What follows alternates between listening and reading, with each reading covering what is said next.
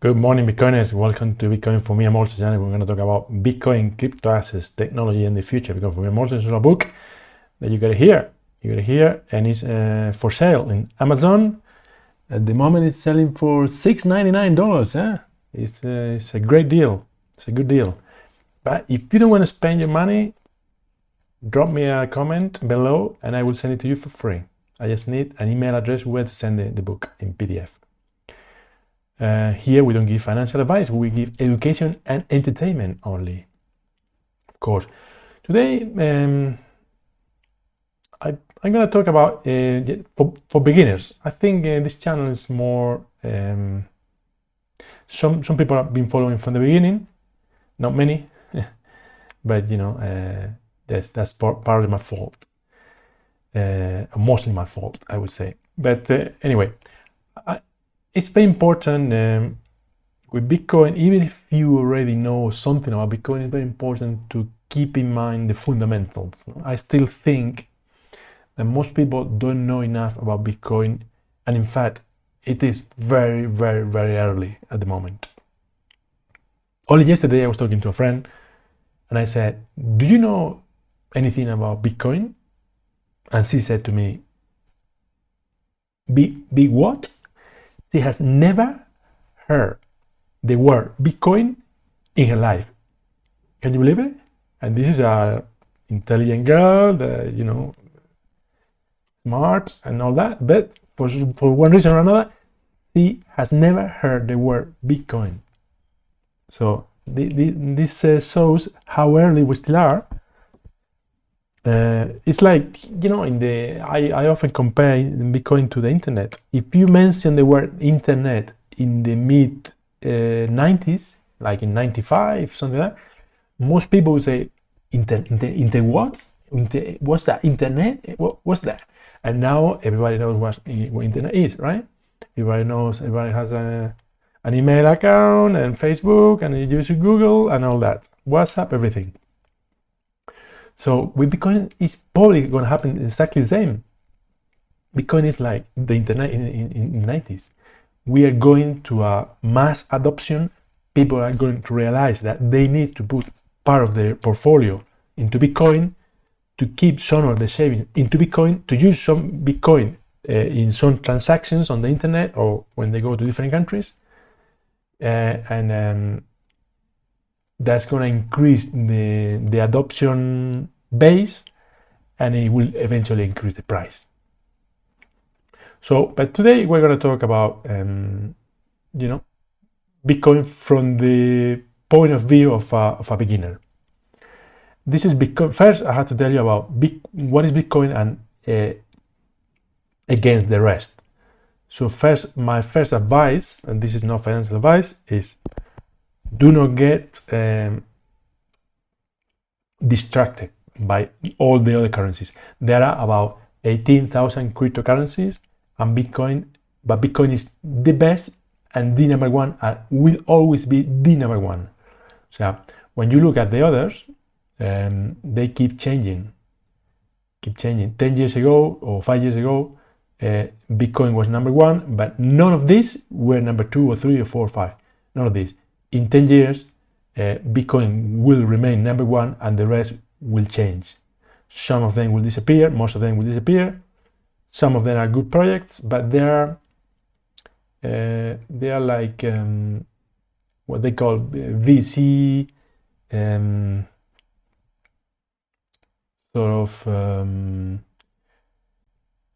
are projects that take too much risk. They are trying to do too many things at once, and they are almost designed to fail, like they do in Silicon Valley. In Silicon Valley, when you see a company like WhatsApp or Facebook or any other app that you generally use,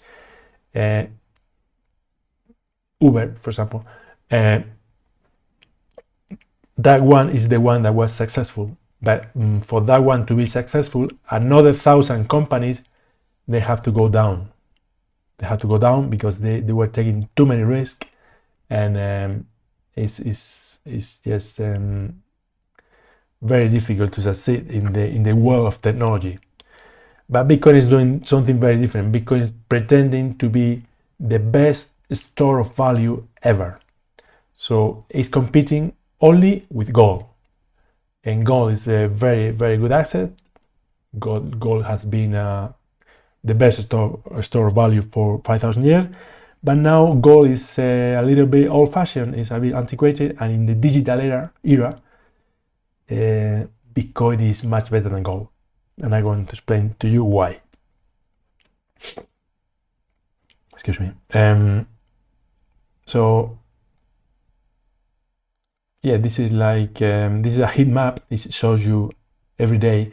When it's green means that Bitcoin has gone up, and when it's red, like Ethereum, it means that it's gone down. It tells you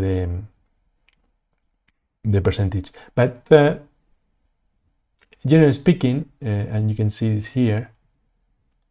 Generally speaking, at the moment we are in a bear market. In a bear market, so we are going to stay flat for probably a few weeks, a few months, until we go up again.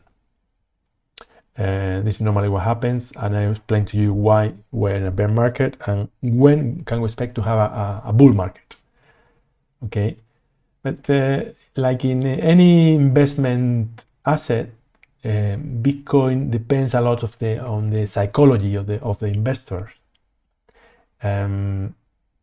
Right now we are in extreme fear. That's why the Dow Jones, the Nasdaq, Wall Street is going down.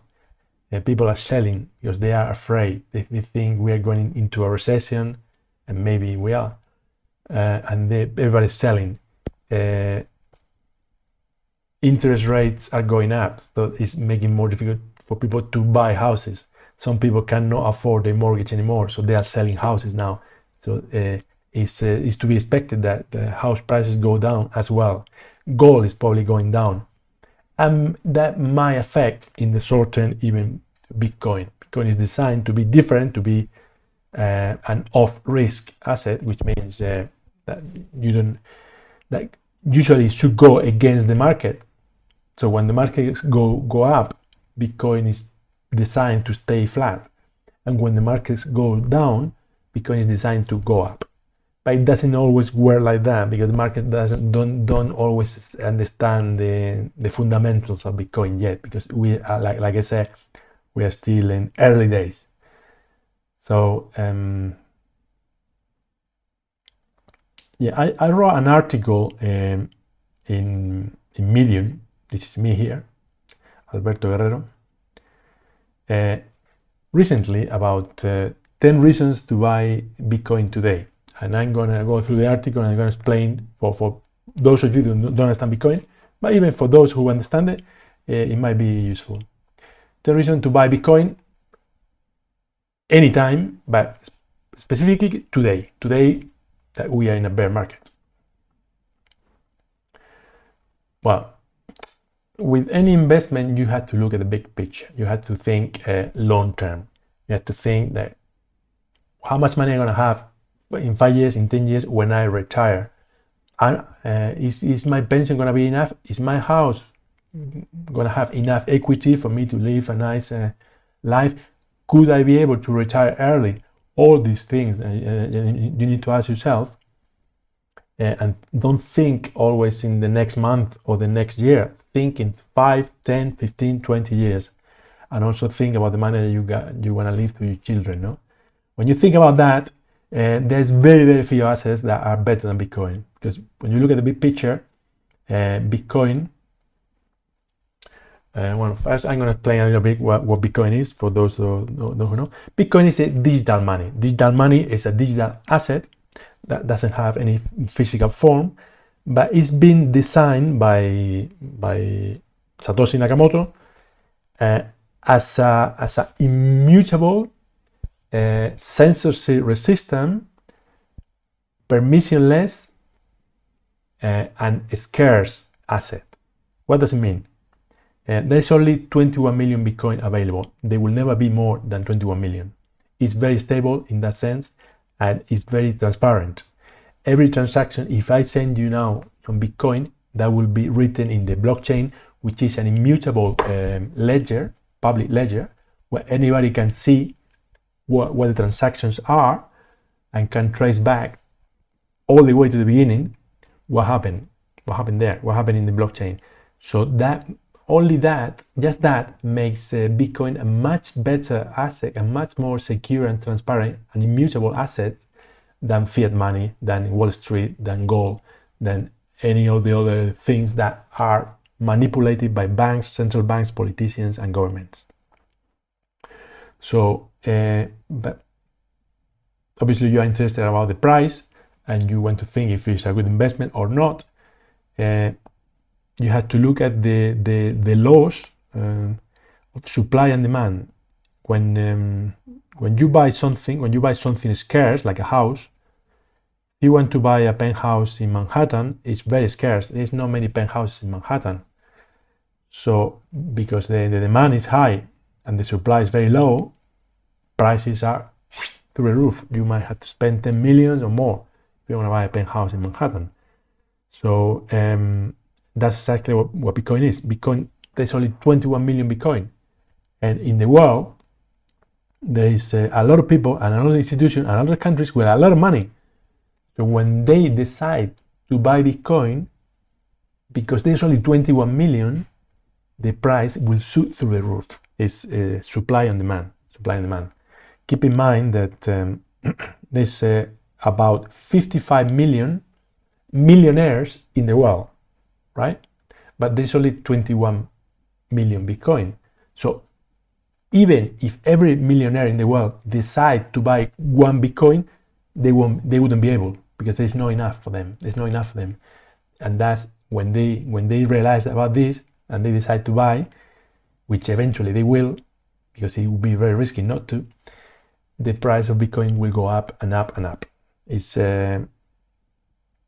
many analysts, and I agree with this, think that Bitcoin could easily get to $1 million per Bitcoin in 2030. So always look at the big picture, think about your pension plan, think about hard money. Hard assets always go up in price, like gold, like real estate, and like Bitcoin. That's really, the way I see it, there's no very good alternatives, because if you keep your money in dollars or in pounds or in euros, you are suffering from inflation. Inflation is right now very, very high. We keep hearing these different figures. In some countries, inflation is already 10%, like in Spain, officially, but the real one is much higher than that. In the UK, it's around 9% officially.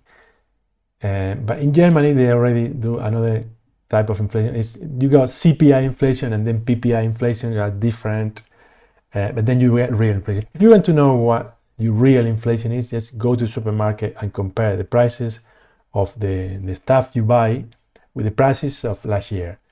And you will see increases on 20, 30, 40, 50, and 100%. So that's inflation for you. Inflation means, let's say a figure. Let's pretend that inflation is just 20%. 20% means that you will lose most of your money in 2 or 3 years if you keep in cash. So you're forced to invest somewhere. You can buy a house, you can buy gold, you can buy stocks, you can buy Bitcoin, but you really need to invest. And when I look at the alternatives, real estate is a favorite for many people, but I don't really. It's not my favorite. It's not my favorite for many reasons. I will tell you another day. But Bitcoin is more liquid. It has no maintenance cost. You can buy just pressing a button. You can sell, but pressing a button. Is more scarce than real estate. There is no tax unless you sell. The only tax that you pay in Bitcoin is when you sell and have a profit. With your property, you're paying taxes through your nose. I mean, the amount of taxes that I have paid in my house is unbelievable. If you hold a house for 20 years, you pay, I don't know, something like 30-40% tax on that. And when you sell it, you pay more. So for me, there's no other alternative. Bitcoin is the safest, the more scarce, the more immutable, the more transparent, and the more liquid, which is very important. Also, some people think, I don't want to buy Bitcoin because it's risky. Okay, I understand that. Bitcoin, it is risky. Every investment is risky, but not buying Bitcoin is also risky. And in fact, it is riskier. Why is that? Because if you don't buy Bitcoin, you are putting your money in cash, mostly in cash. Most people think, I just keep money in the bank, money is safe. I always have money in the bank, and every time I want to spend it, I just take it out and spend it. Well, that was fine. That's been fine, okay, for the last 20 years, so because we have very low inflation. But now, with inflation, it's extremely risky to keep cash because you're losing all your money in a few years. So you don't want money. What you want is purchasing power. That's what you want. You need to be able to buy stuff with your money. If your money goes down in value, you won't be able to buy anything, and you'll be like in Venezuela. Not having Bitcoin right now, Bitcoin is pretending to become an alternative to the fiat system. Fiat system is the system, monetary system we have now, with the euro, the pound, the dollar, central banks, the banking industry, Wall Street, and all that. This industry, this whole fiat system is very inefficient, it's very corrupt. It benefits only an elite, and is very inflationary. It suffers a lot from inflation, especially now. So Satoshi Nakamoto decided to invent Bitcoin to solve many of the problems that fiat money has, and so far it's doing very, very well. Bitcoin doesn't suffer from inflation because it's very limited supply. The euro, the pound, and the dollar, they keep printing money and money and money. In the last 2 years, they have printed $8 trillion, 8 trillion euros, and a similar amount of pounds. That means that the money that you have in the bank is losing value very, very fast. When you increase the supply on something very fast, it means that the value of the asset goes down in value. Do you know why diamonds are very expensive, but water is virtually free? Despite the fact that water is very necessary for survival and diamonds are not, because of scarcity. Diamonds are very scarce, and that's why they go up in price. Water is very abundant, that's why it is almost zero. It's free, it's virtually free in most places. So that's the thing. The euro, the pound, the dollar are very abundant because it's very scarce, and it's a better system in many, many ways that cannot be manipulated by politicians, by bankers, and all that. Also, you have to keep in mind the game theory here. Game theory is about when you are playing poker, you need to think not only what you are doing, but what your neighbor is doing. For example, if your neighbor, let's say that you live in a dangerous country or whatever, and you see your neighbor that buys some weapons, you need to buy some weapons, because that neighbor might use those weapons against you. This is the game theory, is being used by politicians and strategies all over the world to defend themselves from attacks, from war. It's a way to define, and that's why most countries have nuclear. 7 or 8 countries have nuclear weapons, even though they are not intending to use them. But it's because of the game theory. Nobody will ever invade North Korea, China, Russia, Pakistan, India. Nobody will ever no country will go into war against those countries. Why? Because they had nuclear weapons, because they know how to play the game theory. Okay, how does this affect to Bitcoin? Well, already we have seen two countries that have adopted Bitcoin as a legal tender, meaning that it has equal status like the dollar, like the local currency. Meaning already two countries adopting Bitcoin. What happened if Bitcoin really goes through the roof and these countries become really very rich and very powerful? So the neighbors are thinking, oh my God, if they have adopted Bitcoin, we have to adopt Bitcoin as well. And these two countries are El Salvador and the Central African Republic. Now, in Africa and in South America and Latin America, currencies are very, very weak. They are inflationary, they devaluate very fast, and they go down to nothing, like in Venezuela, like in Argentina, all these places. So it's very difficult for people to survive with this kind of money. No? So they for years they have been using dollars, but now they have discovered that Bitcoin is much better, because it's much easier to send for Venezuelan to get paper bills in dollars. The money has to come from America, and it's actually illegal to send money to Venezuela, and there's a black market and this and that. It's all very complicated. But with Bitcoin, you only need a mobile phone. If you have a phone like this one, you can send money all over the world in seconds, and that's why people from Venezuela, they are using Bitcoin to pay for food, for anything. They are working in a factory and they get paid in Bitcoin because they prefer Bitcoin than dollars, and of course than the Venezuelan Bolivar, which is worth zero. So this is the thing. But in Venezuela, it's not yet legal tender, but it will be in Panama, in Ecuador, in Honduras, in Brazil, in Argentina, Mexico. They're talking about doing the same as El Salvador and making it legal tender to make it even easier for people to use Bitcoin. And in Africa, it's happening exactly the same. All the currencies in Africa are garbage, and they prefer to use something that is sound, hard money like it is Bitcoin. You can send transactions from one phone to another. You can pay for stuff, and you don't need a bank. You don't need to use credit cards. You don't need to Western Union, which charge a huge commission.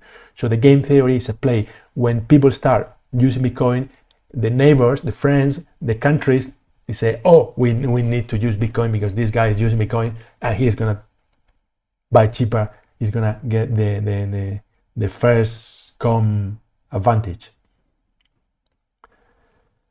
Also, you have to keep in mind the trends. What's going on with Bitcoin? Bitcoin was designed by a immutable algorithm in which they have something every 4 years. There's something happens that's called the halvings. Halvings means that right now every day 900 Bitcoins are mined by miners that are powerful computers, and the market gets 900 new Bitcoins every day. Today 900, tomorrow 900, and so on. But in 2024, that number will be reduced to 450 per day. 2028, it will be reduced again to 225, and so on. So the halving means that the supply gets shrinking and shrinking and shrinking, while the demand keeps going up and up and up, as long as the people get realizing about Bitcoin. Like my friend that heard for the first time about Bitcoin yesterday, now she's thinking, oh my God, maybe I should look into that. Maybe so in a few months or in a few years, she will start investing in Bitcoin. That's why you have to keep in mind the long term, the 5 years, the adoption, the demand is going up and the supply is going down. So basically these halvings, what they indicate is when are we going to have a bull market with prices going up, and when are we likely to have a bear market with prices staying flat or going down. Right now we are in a bear market. Our last bull market was in 2020-21. Price went from 3,000 to 69,000. Now we are in a bear market, so we went down 50% to 30,000. Next bull market will be in 2024, unless something happens before, which could be good. Could be something like a big country adopting Bitcoin could push the price up before the bull market. Of course, something bad can happen as well, but it's very unlikely because Bitcoin has been attacked by governments, countries, central banks, and so on and so on, and Bitcoin can never be destroyed. It's really, really resilient. So what you should do in a bear market like this is to start DCA into Bitcoin. DCA means dollar cost averaging, meaning at the end of the month you have $100 or £100, €100 spare, put into Bitcoin regardless of the price. When it's 30,000, you buy Bitcoin. When it's 35,000, you buy Bitcoin. When it's 25,000, you buy Bitcoin. And then you will, over the years, over the month, you will be accumulating Bitcoin, and you will be ready when the bull market begins, which is, if not before, it will be in 2024. In 2024, it's expected that Bitcoin goes up to 100, 150,000, maybe 200,000. It's very likely, keeping in mind the supply and demand and the history of Bitcoin, it's very likely that it will reach that kind of prices. And now it's at 30,000, so it's probably no other investment that will give you that kind of yield. Yeah, we'll talk already about scarcity. Bitcoin is only 21 million, so it's more scarce than gold, and it's got an inelastic supply.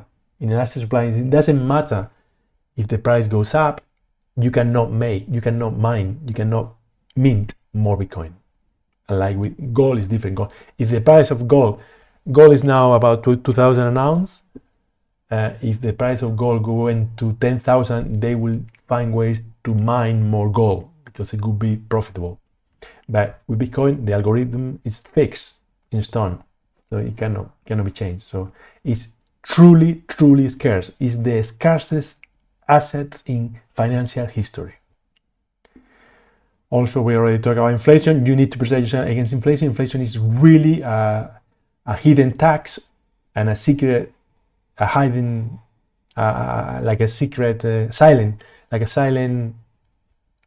thief of your money, and you need to protect yourself against inflation. Invest in something that is protecting yourself against inflation, and the best protection is Bitcoin. Also, one of the reasons why Bitcoin is going up is because people need it. People in the third world, in the developing countries, they don't have proper money and they don't have access to a bank. Banks are very elitist institution in those countries, and if you don't have enough money, or if you don't have an ID, or if you don't have a proper job, or you're not friends with the government, you are not allowed to open a bank account. So these people are saving in cash, but the cash is in a very weak currency that goes down every 30% a month. So nothing's good until now. Now they have discovered Bitcoin, and they are saving money in Bitcoin because everybody there, they have a cheap mobile phone, and with that, it's enough to buy Bitcoin, even very little. You can buy very little Bitcoin and keep it there for transaction, for saving, for investment, you can even lend. If you have enough Bitcoin, you can lend to other people with an interest, or you can borrow Bitcoin if you need cash. So Bitcoin is providing banking services for the people that have no access to banks. And this is going to be huge because there are 2 billion people without access to a bank. Also, if you are buying Bitcoin now, believe it or not, you will be early. You will be early, like my friend that hasn't heard yet until yesterday that something called Bitcoin is out there. So it is as early as investing in Google in the 90s, as early as investing in Facebook in the 2000s, as early as buying Apple stocks in the 2000s before the iPhone, and so on and so on and so on. It is very, very, very early. Yes, of course, 10 years ago it would have been better. Yes, of course. But right now, I speak to people every day about Bitcoin, and they don't know what Bitcoin is. They don't know. Even though there are already around 150 million people that own some Bitcoin, but there is the rest of the world don't own any Bitcoin, and that's 99% of the population. 99% of the population still haven't invested in Bitcoin. It means that we are early. It means that the price is very, very cheap right now, and when they decide to invest, price will go up and up and up and up. So if you buy now, you will have the early adopter advantage. But the main reason for me to own Bitcoin is because you will be financially sovereign. What does it mean? Do you realize that the money that you have in your bank account is not your money? It is not. Even if you live in the US, in the UK, or in Europe, when you put money in a bank account, that money belongs to the bank. It doesn't belong to you. It's not your money. And if you don't believe me, read the fine print. They will give it to you if they want, when they want, and on the terms and conditions. And this actually has happened to me. I had money on a bank account, and I tried to withdraw the money, and they said, no, you cannot withdraw this money. I said, but it's my money. Oh, but we're having technical problems. Oh, but you might need to go to the original office where you open the bank account, which is in another city.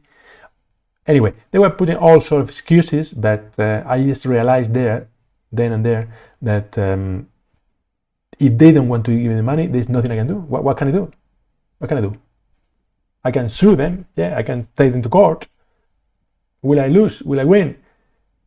Will I be able to afford the lawyers? Money in the bank is not your money, especially any property that can be confiscated, any property that can be seized by the government, any property that is not in your control 100% is not really your property. It's something that you need permission from the bank, from the government, from whatever to use. And if you need permission, that permission can be taken away from you, as we've learned in Canada. Canada is supposed to be the most democratic country in the world, but recently there was a protest with for the truckers. They were protesting against the government for the COVID thing or something. The government went and blocked the bank accounts of the people that were protesting. So these people were unable to use their own money for weeks. So there you go. Money in the bank is not really yours. And if you want to be free, if you want to be sovereign, if you want to be financially independent, you need to have an asset that cannot be censored, that cannot be seized, that doesn't need permission for anyone. Bitcoin in your phone, Bitcoin in your cold wallet, doesn't need permission for anybody for you to use.